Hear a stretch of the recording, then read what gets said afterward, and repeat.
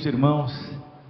Trago um abraço dos seus irmãos, família de Deus, lá do estado do Pernambuco, especialmente da cidade do Recife, e mais especialmente ainda da igreja lá em Boa Viagem, onde me congrego com a família de vocês. E é uma alegria estar aqui. Eu já antecipadamente peço desculpas pelo fato de ter que sair correndo depois. Mas em alguns lugares disseram que é bom que o pregador saia correndo, que às vezes alguém vem perguntar alguma coisa e ele já foi, não é? Aí, infelizmente, fica para os irmãos daqui responderem, depois vocês, não é? Mas não foi por isso não, é que compramos as passagens desse jeito e ficou assim. Meu irmão que estava comigo, o Newton, queria estar aqui, mas ele teve que voltar hoje às 7 horas, as passagens foram marcadas assim. Mas com a graça de Deus, se Deus nos permitir, teremos oportunidade de estar de novo com vocês, e aí vamos ver se a gente compra a passagem direito, né? Faz do jeito certo. A alegria de sermos discípulos de Cristo tem a ver com a presença do Espírito Santo. Vocês estão estudando, eu acredito, sobre o Espírito Santo, ou vão estudar no futuro, e esse assunto da presença do Espírito é uma das grandes alegrias. De fato, de Gênesis a Apocalipse, o Espírito Santo aparece. No segundo versículo da Bíblia diz: o Espírito de Deus parava por sobre as águas. E lá no capítulo 22 do Apocalipse, logo nos últimos versículos, lá pelo verso 17, diz lá que o Espírito e a noiva, que é a igreja, dizem: vem. Então, você lendo a Bíblia, vai encontrar a todo momento a menção do Espírito de Deus, do Espírito Santo, Espírito de Jesus. E às vezes alguém pergunta, mas o que é o Espírito? E vou dizer francamente, é uma pergunta, parece óbvia demais, mas dificílima. Como podemos falar sobre Deus? Nós falamos o que Ele nos permite dizer. Nós lemos a Bíblia e falamos sobre Deus. Mas se alguém dissesse, fale tudo sobre Deus, não podemos. Como é que a imensidão do mar cabe num pequeno balde? Como é que a imensidão de Deus cabe em nossa mente, finita, limitada? Não há condições. Mas a Bíblia também, mesmo reconhecendo a nossa limitação, nos dá condições de entender o que é o Espírito. Até existe uma questão muito debatida, que é: será que o Espírito Santo é uma pessoa ou é uma força, como energia elétrica? Porque essa luz, você liga aquele interruptor, a energia faz com que haja a emissão de luz. Será que o Espírito Santo é uma força ou o Espírito Santo é uma pessoa? Então, esse trecho que você talvez está com a Bíblia aberta aí, Mateus capítulo 28, versículos 18 a 20, é um texto interessante para a gente lembrar sobre quem é, o que é o Espírito Santo. Esse texto já nos diz duas coisas, porque fala lá no versículo 18, que era para os discípulos fazerem outros discípulos, batizando-os. E olha a frase: batizando-os, na minha Bíblia diz, em nome do Pai e do Filho e do Espírito Santo. Literalmente é no nome do Pai, do Filho e do Espírito Santo. E olha, no nome, não nos nomes. É daí que nós começamos a aprender aquela ideia de que nós temos Pai, Filho, Espírito Santo, mas é um nome só, uma pessoa só, uma personalidade só, eles são nomeados, Pai, Filho e Espírito Santo, mas não são três nomes, é um nome só. E aí nós começamos naquela grande doutrina, chamada doutrina da Trindade. Embora a palavra Trindade não apareça na Bíblia, o conceito está lá, que Deus é um único Deus, um nome. Todos fomos batizados em uma única pessoa, Pai, Filho e Espírito Santo. E por isso nós já começamos a aprender que não só o Espírito Santo é Deus, como é a pessoa, como o Pai é pessoa, como o Filho é pessoa, o Espírito Santo é pessoa. Porque seria muito estranho ser batizado, né? Em nome de Deus, o Pai, em nome de Jesus, o Filho de Deus, em nome do Espírito Santo, que é uma coisa, uma pessoa. Seria estranho uma junção de três elementos, sendo que um era diferente dos outros. Mas não, são um nome no nome do Pai, do Filho e do Espírito Santo. E aí nós começamos a entender que então a nossa ligação, o nosso batismo, o nosso começo, nos liga diretamente com o maior mistério do universo, porque nós somos batizados na pessoa, no caráter ou no nome do Pai, Filho e Espírito Santo. E é por isso que nós somos templo. Nosso irmão aqui dirigindo os cantos falou: nós somos templo. Um templo é um lugar onde mora Deus, não é? Casa é onde mora a gente. Estábulo é onde mora cavalo, não é isso? Jaula é onde mora a fera. E templo é onde mora Deus. Se somos templo, porque o Espírito mora em nós, o Espírito é Deus e transforma esse corpo mortal em templo, moradia de Deus. E por isso então a gente já aprende que o Pai é divino, é uma pessoa, o Filho é divino, é uma pessoa, o Espírito é divino e é uma pessoa. E é uma pessoa impressionante. Olha, um dos textos difíceis da Bíblia está aqui em Mateus capítulo 12, quando lemos sobre a famosa blasfêmia contra o Espírito Santo.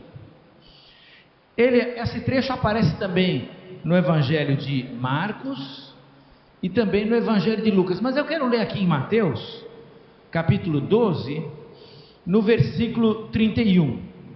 No contexto, sempre o texto no contexto tem um sentido mais seguro.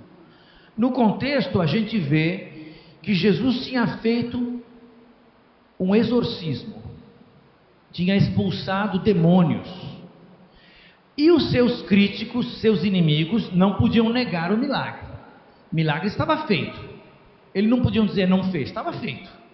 Mas eles começaram então a dizer: fez o milagre, mas pelo poder de Belzebu, pelo poder do diabo. Eles não podiam negar o fato, mas estavam dando uma outra explicação para o fato. E Jesus vem dizer: não é assim não. O diabo não luta contra o diabo. Se vem alguém com o Espírito de Deus fazendo a obra de Deus, é porque o reino de Deus está chegando. E finalmente Jesus diz para ele: cuidado com o que vocês estão fazendo. Mateus capítulo 12, versículo 31. Por isso vos declaro: todo pecado e blasfêmia serão perdoados aos homens, mas a blasfêmia contra o Espírito Santo não será perdoada.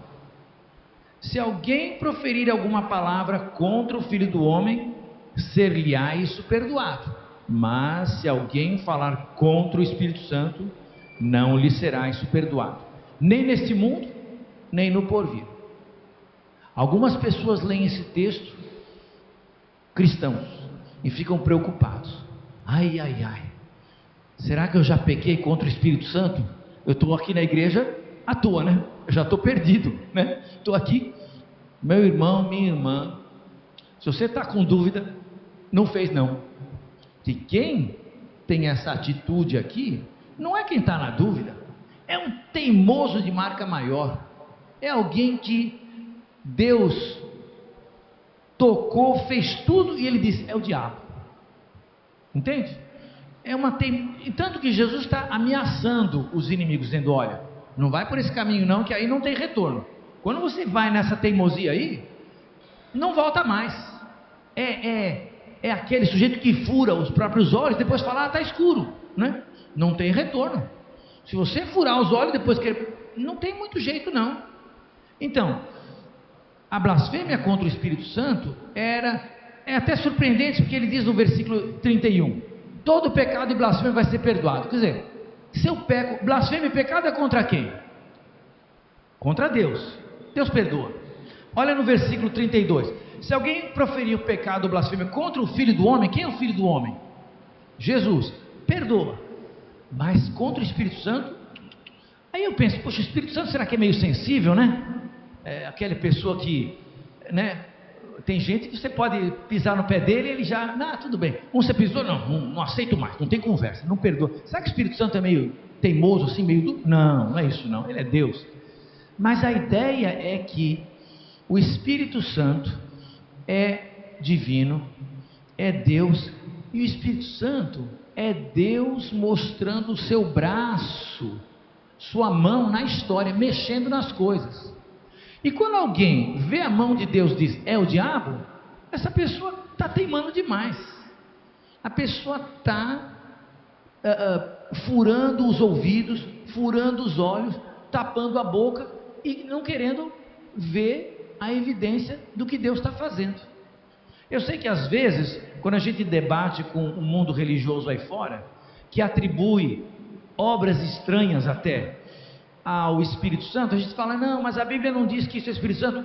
Esses grupos às vezes ameaçam, olha, você está pecando contra o Espírito Santo, aí não nega não. Mas, de novo, é um exagero, porque, de novo, a própria Escritura mostra que nem tudo que o religioso por aí faz é obra de Deus. Existem falsos profetas, existem enganadores. Jesus e os apóstolos combateram pessoas assim. Os profetas do Velho Testamento viviam lutando contra falsos profetas. Não é o combate ao erro religioso que caracteriza o pecado contra o Espírito Santo, mas é uma postura teimosa, deliberada, de negar aquilo que é claramente, não tem dúvida, aquilo que é claramente de Deus, atribuir ao diabo. É como dizer, está vendo Jesus morto da cruz? Era mentira, era o diabo, era o engano. Jesus é o maior bandido, charlatão, mentiroso de todos os tempos. Bom, até tem gente que fala isso, eu diria até que nem pecou contra o Espírito Santo, que mais tarde, no dia certo, ele talvez, pensando melhor, muda de ideia. Mas o pecado contra o Espírito Santo é tão grave, porque o Espírito Santo é a manifestação de Deus na vida, na história, nos milagres de Jesus, e quando alguém nega isso, está realmente recusando a ação maior de Deus. Mas por que estou dizendo isso? Se o Espírito Santo fosse uma coisa, seria tão estranho que uma coisa tivesse tanta importância, né? Talvez essa coisa seria o Deus de Deus, né? Porque pode pecar contra Deus, perdoa. Pode pecar contra Jesus, perdoa. Peca contra o Espírito Santo, não tem perdão. Por quê? Eles são um. Eles são um. Quando você via Jesus o Nazareno, de Nazaré pode vir uma coisa boa, gente, né? Não pode. É fácil tratar mal Jesus. E Jesus até aceita que trate ele mal, sabia? Jesus aceita, ele perdoa. Deus, eu não estou vendo, está no céu. É fácil blasfemar e duvidar de Deus. Mas o Espírito Santo, embora invisível, embora Espírito, quando ele entra na história, ele está fazendo a ação decisiva de Deus. E dizer é do diabo é o cúmulo da teimosia. Esse caminho não tem retorno. De novo, Jesus estava só advertindo. Não sei se eles chegaram a esse ponto. Mais tarde muitos fariseus se converteram a cristãos. Lá no livro de Atos a gente vê. Mas o que nos interessa aqui é que o Espírito Santo não é coisa não é um poder impessoal. Ele é, junto com o Pai, junto com o Filho, divino, e a atuação dele é muito próxima a nós. Não é aparentemente distante como o Pai, não é disfarçada como filho, ela é clara e próxima, como o próprio nome dele diz, o Espírito que habita no povo de Deus. E é por isso então que na nossa pesquisa sobre o Espírito Santo, nós vamos encarar o Espírito como aquele que está ao nosso lado. Foi a promessa de Jesus. Olha em João, Evangelho de João, no capítulo 14, quando Jesus ia embora. Em João capítulo 14, versículo 16.